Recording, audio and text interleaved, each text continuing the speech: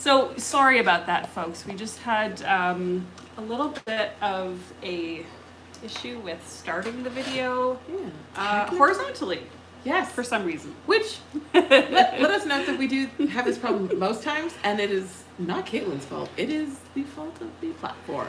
So, well, if you happen to catch that little the little video I was saying, they keep changing things, and it's true. They keep changing things just slightly, enough to confuse me. yes, I think we should all give Caitlin a round of applause for dealing with this, so that I don't have to, because we would be Oh my goodness. lost, permanently lost.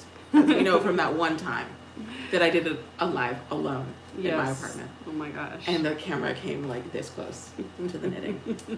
So, okay. Welcome everybody to week 1 Woohoo! of Week 1. The Love Note. Yes. Long. I was like, what am I gonna accidentally call this? Am I gonna call it the ranunculus? Am I gonna call it the Felix? Why don't we go for all of them? Call it the reunion too. So we're knitting the Love Note sweater, which you can kind of, you can see that there's lace work. Yeah. So that is what we are going to be doing for our fall knit along. We're so excited that you've decided to join us. Yeah. Sweater weather is not here. No, in Ottawa. It's like what, 40? No, it feels like 40 degrees. It is. Maybe 30. It's a bajillion degrees. Well, no, it's only half a bajillion degrees because it was a bajillion earlier. Okay. And luckily the weather will break by the weekend, and then we can all be like, "Woohoo! Fall in our fall sweaters." But I feel like it'll creep up on us very quickly. oh yes, Yeah. I will be complaining. Give me 3 weeks. Yeah. And if you start knitting now, you'll have a sweater ready to wear. Exactly. Yeah. Just in time for that crisp autumnal air to really roll in and settle in our bones. Anyways, this sample, you might have seen it at the shop. We will bring it back to the shop. This one is knit in the cricket from Cricket. Yeah, Cricket. Fiber. Kelburn Woolens. Yeah. So it's a really nice tweedy kind of a yarn, really rustic, but also so sweet. It's soft, but it gives you the visual of a rustic single ply, but it is like nice and soft, especially when you like washed it. Yeah. It blooms a little bit. Blooms. That's the word I'm looking for. Blooms. And it's not like merino soft, but I like woolly wools. Yes, but this is like, this is not like the wool that everyone's like uniform was made out of 50 plus years ago.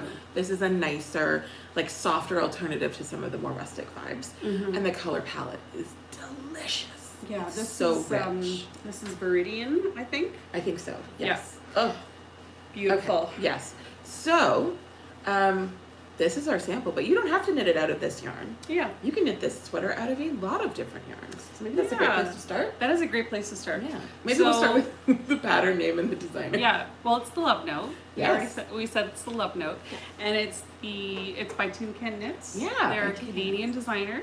You might know their patterns, like the flax sweater is kind of probably their most popular pattern. Yeah. The flax sweater. Barley hat. The barley hat.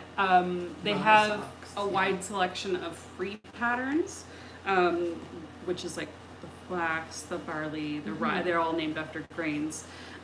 They're really nice, simple patterns, and then they have a whole bunch of color work and sweaters. And the nice thing about their patterns is that they have a really wide size range. They have been designing patterns for the whole family.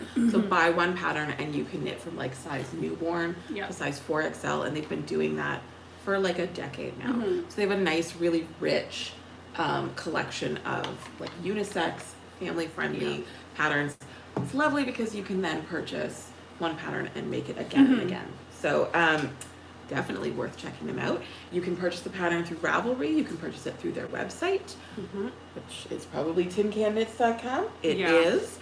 And then the other cool thing is that they have an app that they've launched. Oh yeah. And you can purchase the patterns through their app, or you can purchase it and then load it onto the app in like your account. That's cool. And if you select like the size you're knitting, it'll just show you the numbers for your size which is really cool. And you can make a free account and you can find their free patterns as well. So it's pretty nifty, totally worth checking out, especially if you are like an app and technology knitter. You like referencing your patterns digitally instead of in paper.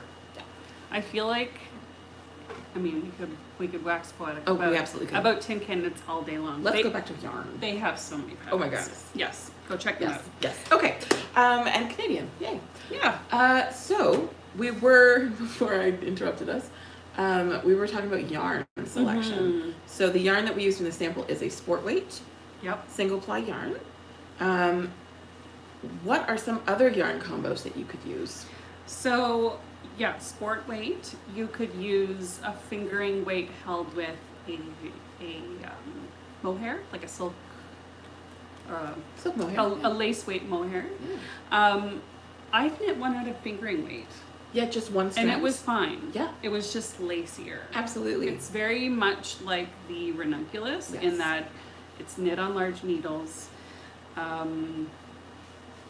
And so you get that really open laciness. Exactly. Yeah.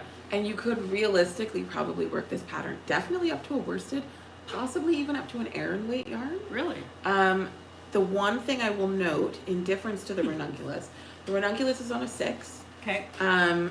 The whole sweater is on a 6. This sweater for the ribbing puts you on a 4.5 millimeter. Okay. So you just want to make sure that you can actually knit with whatever yarn you're using on that small of a needle. Right. But you won't get the lacy, you won't get the sort of airy space. It'll be more like sweater chunky business. But yeah, you could definitely, I think, knit it up to a worsted at least. Yeah, I would say like DK or worsted would be fine. And I'm actually knitting another one right now that is 2 fingering weight yarn. It's actually the same yarn, pulling from both ends of the ball. Okay. And so it's like a DK, almost a worsted. And it'll still have some space, but it's going to behave more like a standard sweater instead of sort of a nice billowy, flowy, airy piece. And I would say if you're not sure or you kind of want to see what your fabric is going to look like, because some people don't want it to be really see-through. It's true, yeah. Make a swatch and see what your fabric is going to look like to get an idea of whether you want to go thicker or go down a needle size, or Yeah, I think we're gonna film a little swatchy video at some point. Yeah. So you'll be able to swatch along if you've never knit one before. Next week, next week's Tip Tuesday is gauge swatch.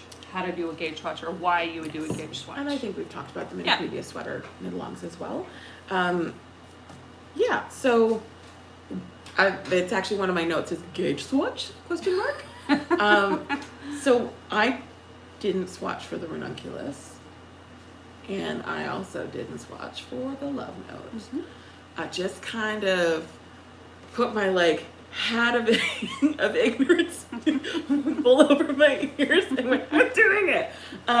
So, again, I think we've said this before, but if you're really worried about, like Caitlin said, the type of fabric that you're going to get, or if you're worried about making it too big, too small, gauge swatch always makes sense. Yeah. But for this kind of a pattern where typically when choosing size, you're looking for something with lots of ease, you got room to play with. It's not like a fitted cardigan. You definitely have room to play with. I would say if you are a newer knitter, and if you know historically that you are a tight knitter or a loose knitter, it doesn't hurt to. I would be in the camp of doing a gauge swatch, just because I know some people are very tight knitters, and I don't want them to end up with too small sweater. I do have a swatch for a second. Gauge swatches, if you've never made one before, it doesn't have to be this color.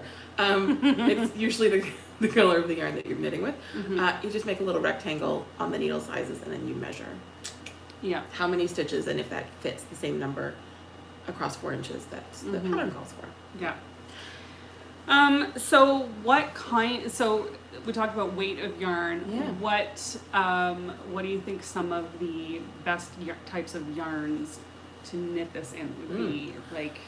So the pattern does call for a fingering weight yarn held with the silk and mohair. And so if you like the visual look of the samples that are referenced in the pattern, that's what you want to go for, especially if you like that sort of halo fuzziness. You could theoretically do it with just the mohair. One strand is going to be a bit fiddly, maybe 2 strands, or like a thicker alternative. Sometimes you can find mohair or alpaca fuzzy yarns that are like sport or DK. Like a Surrey alpaca. Yeah, exactly. Nice. You could also, like, we could have held a mohair with this one because adding 1 strand of mohair to a sport would bump it up into like a DK worsted vibe, so you could still get away with that. You could also probably hold on with the DK. This is, I think, 100% wool, this yarn. Yes. I would say you could also knit it with like a more traditional summer yarn. Sorry, really obvious. So Tanya says, could you do this with a linen yarn? Absolutely. I have seen some really beautiful ones. I have 3 ranunculuses out of linen. You could absolutely knit this. Totally. So I have knit this in a it's a cotton wool, right? Cotton silk. Cotton silk. Yes. I think there's a little bit of wool in it as well. Oh, there might be wool in there. Maybe it's cotton wool. So this is a sport weight Noro, and it's called Sonata. Yeah. So it has some drape to it, some nice drape to it. It's not as warm as the wool, and that's where that plant fiber comes in. But it's still kind of cozy and lovely. Yeah. If you knit it with a plant fiber, it might grow a little bit, be a little extra billowy.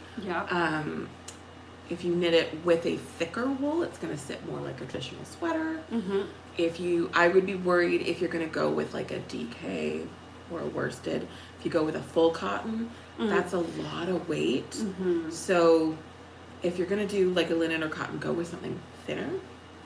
Cotton and lean into the, like, I wear them with the loose gauge, my ranunculuses, and they're just kind of like something to throw over. So my shoulders are covered, but like they're still breezy and beautiful in the summer. I'm just looking at our yarns.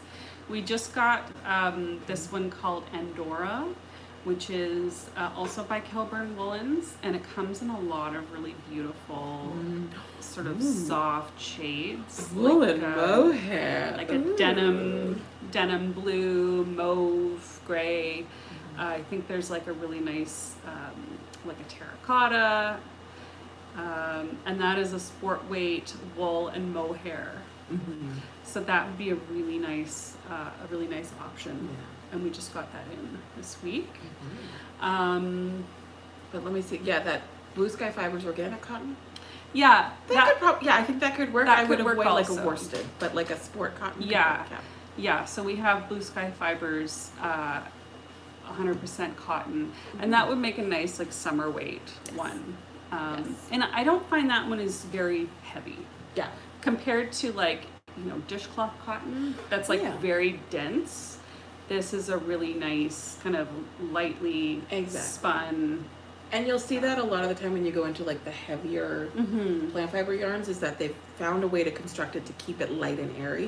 So you'll see like chain plies or something like that. Yeah. Those blown fiber yarns where there's like cotton fiber blown into like a nylon tube, just to try and take some of that weight off. Because as you wear your sweater, if you knit it out of pure cotton that's quite thick, it's going to be super heavy and just like continue to grow on you. It'll start to look saggy or feel saggy.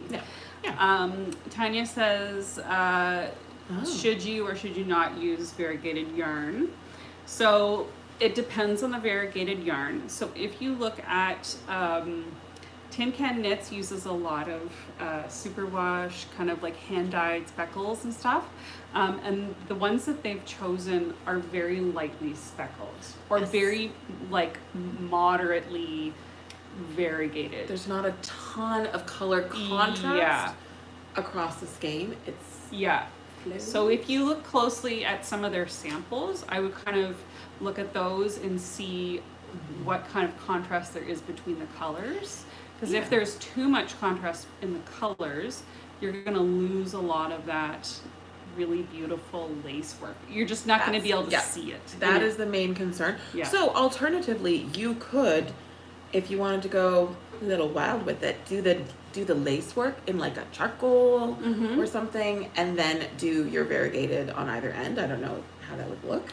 Yeah, there's definitely some color blocking options if you really, really, really wanted to do that. And some people have done it, and that's totally cool too. Like some people they love that variegated and speckled yarn so much, and they're willing to do it. I think the speckled's probably a slightly safer choice because it's not as chunky. Yeah. The variegated might chunk up a little bit, but I think the easiest thing for you to do would be to go onto either Ravelry or Instagram and look at sample projects. Because I guarantee you hundreds, if not thousands, of people have used variegated yarn, and so you can kind of vibe or gauge whether it's your vibe or not. Yeah. And if you have a particular color that you like a skein that you have that you really want to use, you can look up that color on Ravelry, on like you can search yarns, and you can look up examples of projects knit up with it, so you can kind of see what it would look like in a lace project. And again, back with the combining of yarns, if you take a highly variegated yarn or just a moderately variegated yarn and throw a solid or tonal, neutral-ish mohair yarn next to it, that's going to help calm down the contrasts a little bit. Yeah, so there's lots of ways to play around with it. And then Caitlin's sample is more like tone on tone, which does not distract from the laces, it doesn't distract at all. Yeah. Much like a variegated. No, it's okay, Tanya. Questions more than welcome. Yeah, I'm glad to have people engaging. Yes, it's wonderful. And we know people are enjoying it. So. Yeah, exactly. Yeah. So that would be my suggestion, just to see what your yarn would look like. Yeah, you could also swatch it. So back to the swatching.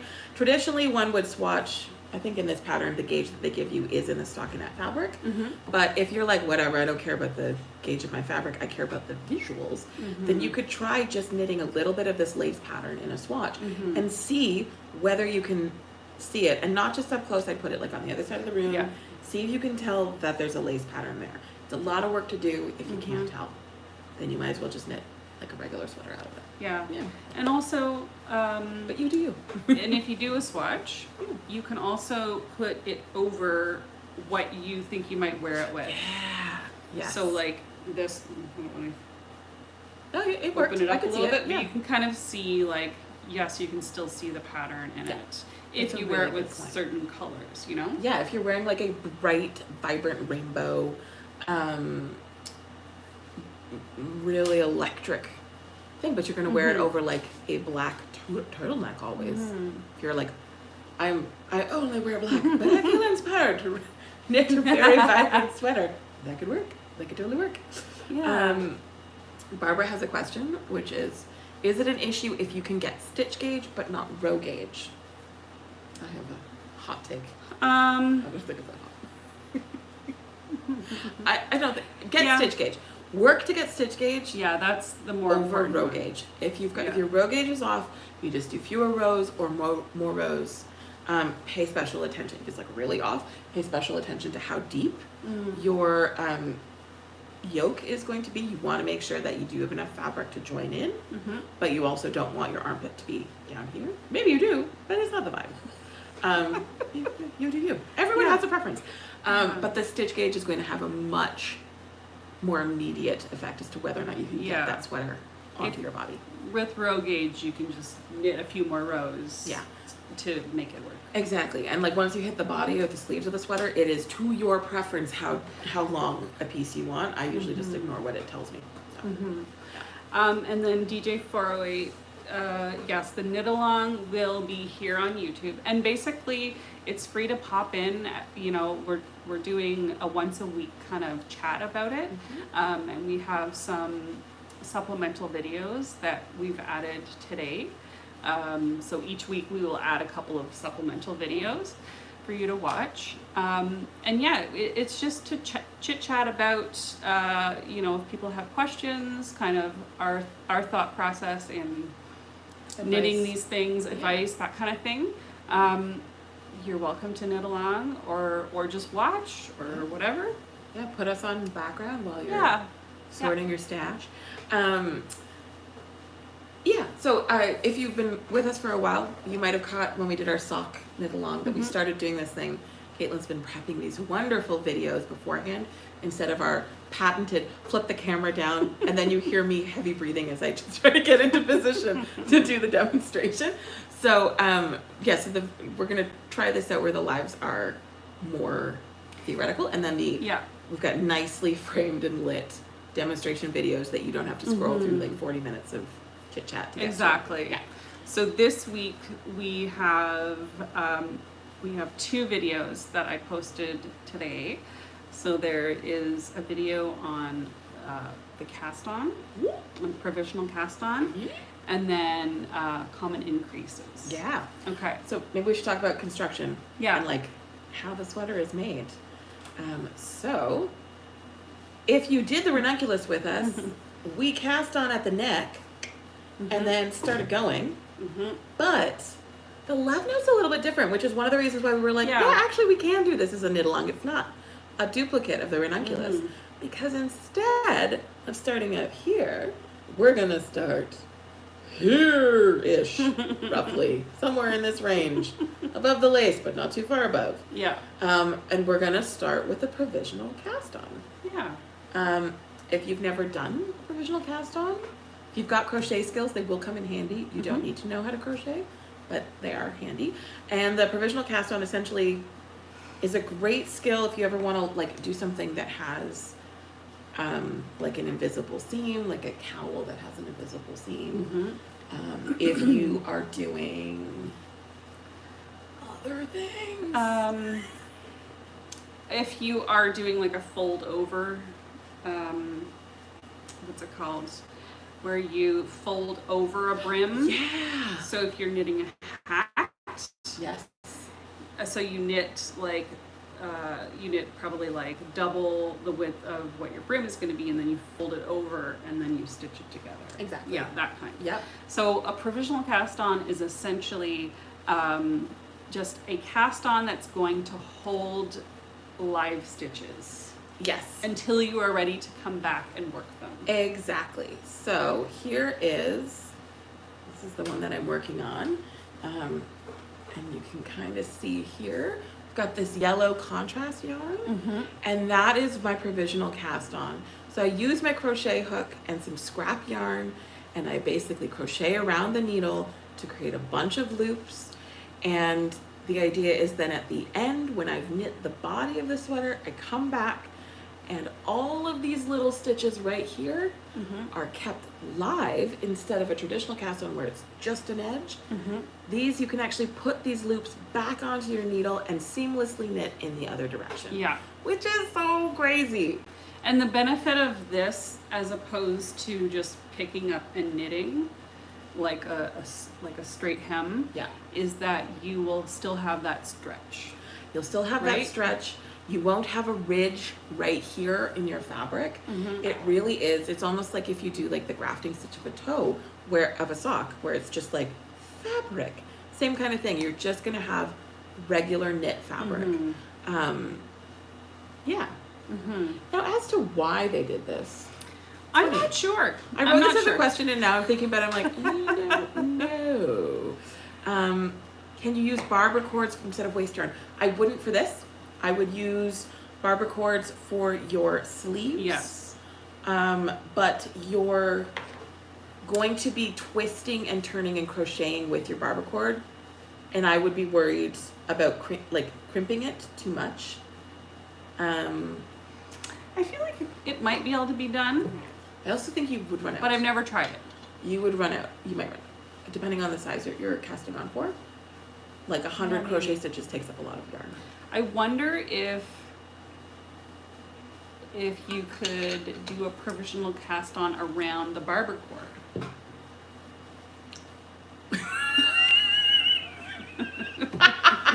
Yes, maybe. That's a nifty idea. Yeah. Holding the barber cord against the needle and crocheting around both of them together, and then just like. The answer is we're not sure. I think. Yeah, I've never tried that. I don't know. My preference would be to do it with scrap yarn, only because I don't want you to destroy your barber cord by crimping it. And also, like, this is going to be in place until you're done the body of your sweater. True. So depending on how fast you knit, depending on how easily distracted you get, especially because for many people gift giving season is fast approaching. I would be a little bit worried, but the barber cord will be very helpful when you are, well, A, trying it on as you go, but B, for your sleeves. When you put the sleeves on hold, barber cord, beautiful. Yeah, and then for your body, so you can, if you want to take it off your needles and then be able to try it on, it'll be very handy for that. I'm obsessed with that because actually knit, so like I have like a 62 inch bust, actually knitting on that long of a needle is really frustrating. You're constant, it's like a freaking athletic endeavor to get these stitches around. But pop them on the barber cord, try on my sweater, beautiful. So someone says, is that for the neck or the body? So I think if I'm reading that correctly, what you mean is the provisional cast on is for the neck. Sort of. It's for just below the neck. Yeah. For the décolletage. Yeah. So essentially you're going to do your provisional cast on, and then you're going to start knitting the sweater. And then when you come back at the end, you're going to pick up that provisional cast on and knit the ribbing on the neck. So it's really just the ribbing of the neck that you're gonna come back. That's basically to work on. That's where we're starting, is here, and then at the end you pop that on the end there. Yeah. I hope that answers your question. If it doesn't, just clarify in the comments. Yeah. But yeah, so they probably had something to do with a cast on. What am I trying to say? The reason why they chose this method. Maybe they preferred the look of like a bind off at the top. Oh gosh, that's a really smart idea. Or maybe it has better stretch with the bind off. Yeah. Having a bind off at the top. I've definitely done tin can knits patterns where you knit a strip like that and then you pick up and go down and then pick up and go out. So it's in their wheelhouse. So what you will do is you will do your provisional cast on, then you're going to do some setup knitting rows that are going to get you to that lace section. And then next week we're going to talk about the lace section. So really, if you want to keep track, you could do it at your own pace. These videos are never going away, unfortunately. If you want to knit along with the then you can take your sweet time with figuring out the cast on, and then also just getting those basic rows with some really simple make one increases, just to take you from sort of that middle section of the yoke to like we are in lace mode, approaching the shoulders. So I'm gonna hide behind the sweater for a second. What was I going to say? Oh yeah. Okay. So, the first video that we have for you to watch is the provisional cast on video. So all the stuff that we're saying right now, it'll make more sense when you watch the video and you kind of see how that all works. It's really cool. Yeah. I love it. It's really great if you ever want to learn how to do a tubular cast on for a beautiful ribbed edge that just keeps going into infinity. Like an infinity pool, but for knitting. The provisional cast on is a core element of it. So, and it'll take you to other, learning. Each skill that you learn will help you in the next pattern, right? Exactly. It's like suddenly you're knitting a hat, and I have to do another provisional cast on.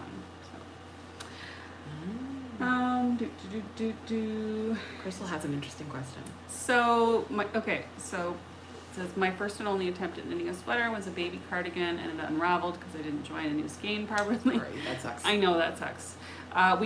We can give you some tips on that. Is it more difficult to knit a larger size or just more knitting? It's really just, two things. It's really just more knitting. However, knitting for children is the sizing is a lot easier. right? Because they don't have all the curves that we have. That's what we forgot to talk about. I knew we were missing something. Right? It's hiding under my phone. Its sizing's a little more particular, that kind of thing. So there's definitely some considerations that you would make there. A lot of patterns will include like full bust adjustments, or like they will have you doing slightly different things to account for the curves that we have. Which we've also talked about in some of our previous sweater videos. So if you're interested in learning more about that, you can go back and watch some of those.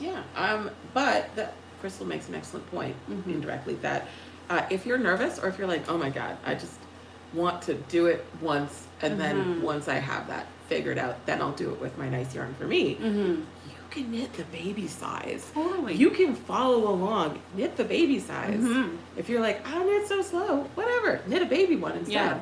And then everybody's having babies. Yeah, there are babies everywhere. Or clearly the baby who didn't get this cardigan, your first cardigan, you can knit it for that baby. Exactly. Yeah. So, or that baby's baby. Yeah. And how much yarn does the baby size use? The baby size uses between 200 and 225 yards. So you could make it with like half a skein of fingering or sport weight yarn. That would be a really fast one. Yes. Go ahead, and then we'll talk about sizing real quick. So yes, Wendy, the love note can be made without mohair. You can, maybe you came on later, I'm not sure, but we did talk about yarn ideas and how flexible this pattern is. Very flexible. Yeah, so this is just wool, no mohair. It's just, and this sample will be back at the shop tomorrow. So you can use sport weight, you can use a fingering weight. We were even suggesting like you could probably go up to a DK because it's knit on such large needles. Yes. Yeah. Okay, the one thing we forgot. I will find a baby to give it to. Yes. Excellent. Wendy, if you want to use DK, you can use DK. So sizing, we forgot to talk about how to choose a size. I think we talked about that when we did ranunculus, but so we can talk about sizing. So so you have the pattern. I do have the pattern up on my phone. So it comes in a wide size range, and it has a number of measurements and a schematic on page 2, including the full body measurement, or chest measurement, I guess, but it's for the whole body. And then it also has a bicep measurement, which is kind of nice. And then the length of the arms and the length of the body is completely adjustable for you. So really I would pay attention to your bust circumference with which measure around the fullest part of your bust. And then the pattern recommends between 4 and 12 inches of positive ease. Usually, I think it will tell you in the pattern the specifics about the samples. So like the pink sample has this much ease, the orange sample has this much ease. And ease is how much extra fabric is slipping around. So I'm wearing a shirt right now that has 0 to negative ease. It is quite tight because it's too small for me. And then Caitlin, I think you're at like 0. Maybe so a little bit. You would just measure how much extra fabric you have. So like maybe like a couple inches of ease. So she's got like 2 or 3 inches. Whereas like a sweatshirt would have maybe 8 to 10 inches of ease, right? Exactly. So you want to pick your size based on that measurement and how much ease you want. Exactly. So find a sweater that you like the fit of, pinch the sides, measure how much extra fabric. Don't forget front and back. That's a good place to aim, and then add that to your bust measurement, and that'll give you the I guess it's the letter A, the A being your the bust measurement for the sweater, the finished measurement. What I usually do is I find a sweater I like and just measure that, and I measure that. That makes a lot more sense. And if you're not, it's less thinking. Yes, right. Exactly. So I just say, okay, this one is whatever, and then And then, I mean, like we said, you can customize the length of the body. It gives you instructions for a slightly dropped, sort of short road, longer piece, but you can also just crop it wherever you want. Or you could knit it like tunic length if you wanted to, or like hip length. Same thing with the sleeves. Yeah, and just something to note in the pattern that before you decide on your yarn, or before you finalize your decision on your yarn, think about how much, think about what sleeve length you're going to want and what body length you're going to want, because the yarn requirements listed in the pattern are based on this like a bracelet length, kind of. Yeah. It's like a cropped and bracelet length. Yeah, well, cropped versus the like regular length. I think the samples knit at the regular length. So just look at those measurements, and if you know that you're going to want to knit like much longer or much longer sleeves, then need some extra yarn. Get some extra yarn. Yep, and also, loving that we're remembering this all at the end. The yardage quoted is for the combined yarn. So if you're gonna have fingering weight and mohair, if it says you need 550 yards, you need 550 yards of fingering and 550 yards of mohair. If you're holding them together. Exactly. Right. Yeah. But if you're just using one yarn, it would be the 5. Exactly. Yeah. So this is the medium, and so we used about, 650, 700 yards. One strand. Yeah. And so Lara says she's had a problem with her gauge, so I stick to the needle size. So depends on what the problem has been with your gauge. If your gauge swatch has been, I guess you need to figure out what's off with your gauge swatch, right? So if you mark out 4 inches on your gauge swatch and count the number of stitches, if it's too many, so if like you're supposed to have 18, I don't know, what does it say? You're supposed to have 16. So you're supposed to have 16, but you actually count 20 over a 4 inch. That means that you need to go up a needle size or 2. If it's the reverse, if you've got 10, that's too loose, you need to go down. Yeah. So yes, I would recommend if that's you swatch, the short answer. That's the short answer. Yeah. If you are having problems with the swatch and or gauge and you haven't knit the whole thing yet, great catch. Change your needle size now before you get too far into it. Yeah. And I think I remember, Laura, you were knitting a little bit tightly, so possibly you need to go up a needle size or 2. Yeah. Which is very common. Yeah, I run into that a lot of the times in my class. People think that there's something wrong with them. There's nothing wrong with you. This is just a number in a pattern. It's literally one person's gauge. Yeah. So you're okay. Yeah, you'll be fine. Yes. Cool. All right. And so she's also got the cricket yarn. And so what are you finding tricky about it? Do you find like it's slippery or like just if you have any specific questions, just let us know. Yeah. Because different. Okay. Yes. Yeah. So got a little thick and thin. Yeah. So. Yeah. I mean, I would just figure out a very consistent way to hold your yarn, and just as long as your knitting is consistent, then it'll be okay. Because the varying thickness is part of the charm of it, right? Well, I find it to be part of the charm of it. I do. Laura might have a slightly different opinion at this moment. Hopefully it evolves. Hopefully you grow to love or grow to tolerate. Yeah. So like it's one thing if you like the look of it or not. That's one thing. But if you're concerned about, trying to change how tight you're knitting each stitch, I would not worry about that part of it. Just figure out your consistent tension. Yeah.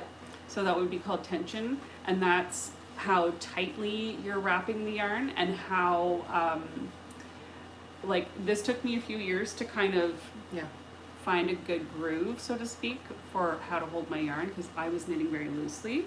I had the opposite problem. Yeah, I was knitting very loosely, and it was because every time I went to knit a stitch, I would pick the yarn back up and wrap the stitch.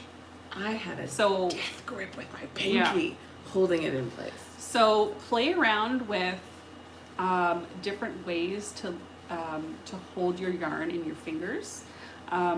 I find it helpful to watch videos of other people knitting and see how they hold their yarn. And I eventually came up with a way to wrap it around here, and it's comfortable. The yarn slides easily through my fingers, and it stays consistently the same tightness each time I wrap it. Yeah, it took me like 4 years to get there. So yeah, it's a process. It takes some time to work that out, but it's all good. Yeah. Yes. You don't have to change yourself to be a part of this knit line. Exactly. But if you learn something, great. Yeah. Yeah. Exactly. Okay. I feel like we were like, we'll try this like tiny little video outside, do the demos outside. Maybe it'll shorten it up. We won't take all your evening away. That did not happen this evening. There's so much to talk about. There is so much to talk about on week one. We were going to mention increases. So we do have a video about different common increases that you will find in knitting. Which one is the increase that is used in this one? Make one. Make one. Okay. She says confidently, but she's going to double check. Yes. So when you start your knitting, you do your provisional cast on, and then you're going to start knitting, and you're going to do how many? How many rows? Like, I don't know. It's like less than 10 rows. Yeah. Yeah.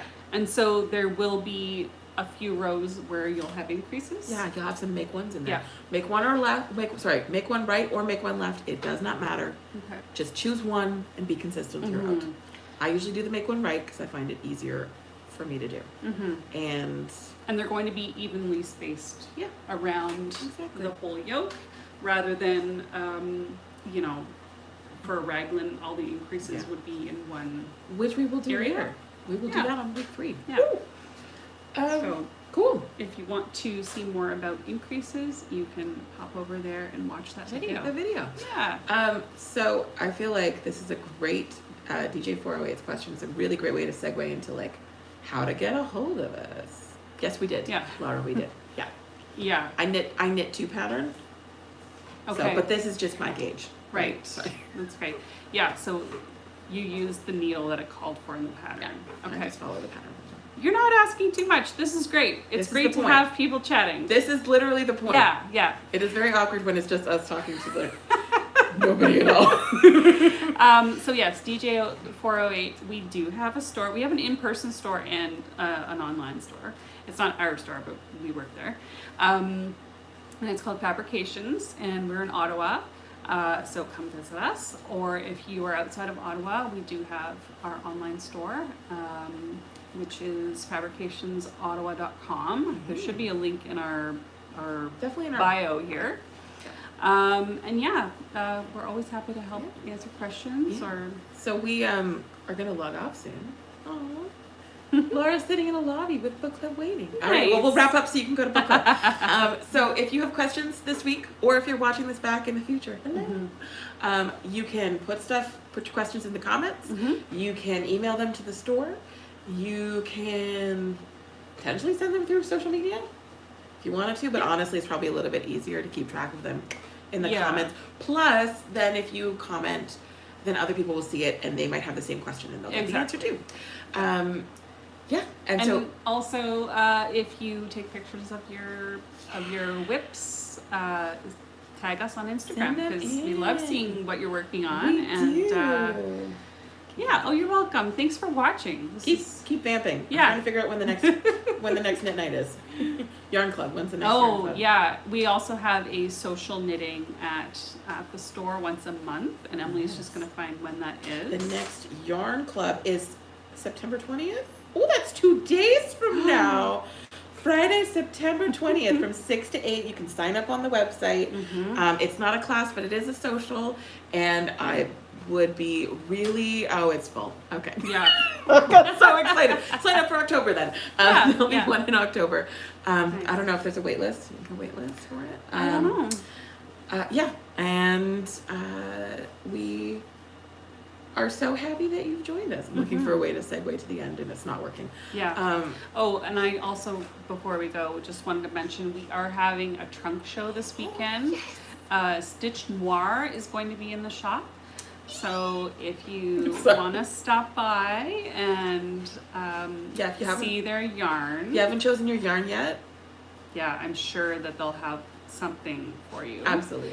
So that is Saturday, September 21st and 22nd. So during store hours. Yeah. Yeah. And I think she's also going to be setting up on Friday night. Yarn club. Okay. So yeah.